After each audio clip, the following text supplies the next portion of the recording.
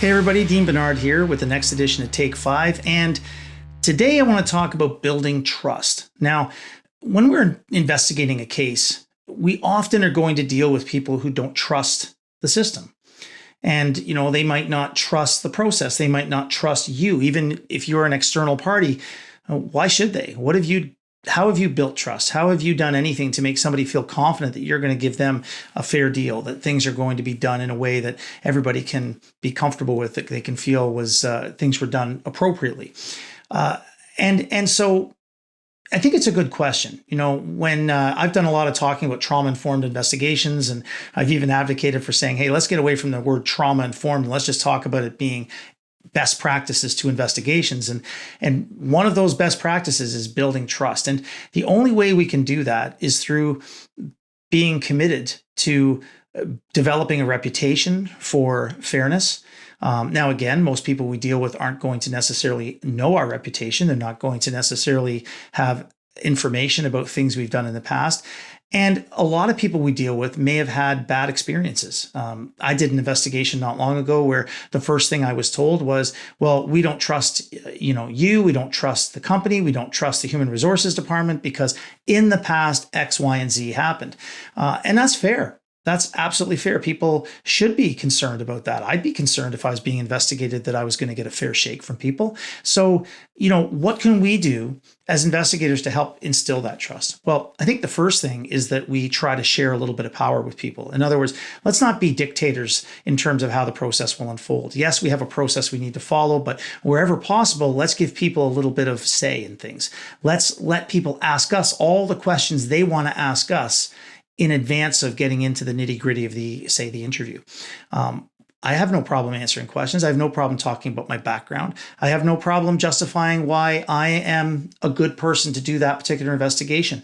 Why should I be concerned about that? I'm happy to do that. The more I can help that person to feel comfortable, answer their questions about me, answer their questions about my background. For example, how many of these types of investigations have I done? How long have I been in this game? I think those are fair things for people to know. The other thing we can be is dependable. If you tell somebody that you're going to email them or send them information by a certain date, commit to that, do it. If you're going to meet them at a certain time, don't be a minute late or 2 minutes late. I once had a mentor of mine say, if you can be 5 minutes late, you can be 5 minutes early. And these seem like very small things, but I think it's important that we demonstrate to the people we're dealing with that we can be depended upon. So again, give them a little power. Let them, say when, hey, I'm available over the next 4 days, anytime between these times and these times. Would you like to select a time to meet with me? That's an option. Do you have any questions for me? Sometimes, in fact, very often, I will do pre-interview meetings, where I will have a chat with a person to answer their questions, to let them understand how the process is going to unfold, to help them feel more comfortable with me and with how things are going to move forward. Now, am I going to instill a sense of complete confidence in everybody that I deal with right from the get-go? Probably not. I mean, some people might blindly trust, some people less so, and that's okay. I don't judge either one of them. But what I do is make sure that I give them all the tools, all the information that I possibly can to make them feel like they can depend on me, and don't let them down. I answer their questions. So again, trust is so important in really everything that we do in every relationship that we have, and it shouldn't be any less important in the investigator, interviewee, or the investigator complainant or investigator respondent relationship. Building rapport, having a conversation, doesn't have to be an hour long, but taking a few minutes at the beginning of a meeting or an interview with somebody to share a little about yourself, to learn a bit about them. There's nothing wrong with that. Support people. Allowing support people to be present is another thing that can help people feel more comfortable with the process. Explaining why you're doing things. If you're recording the interview, explain why you want to record the interview and what will happen with that recording or what won't happen with that recording. All of these are things that will help to make people feel more comfortable. And building trust is just something that we have to do.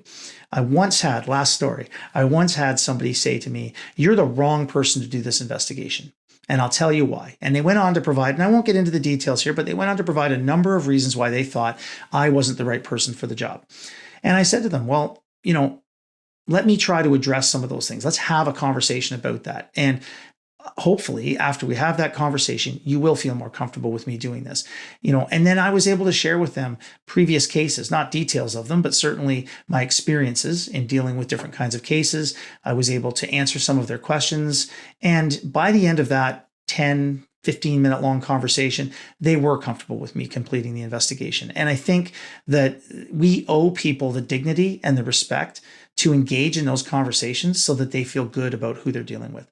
Anyway, that's all I have to say about that. I just wanted to emphasize this idea of trust and this need for trust, and I hope you found it useful. I'll see you next time on Take 5.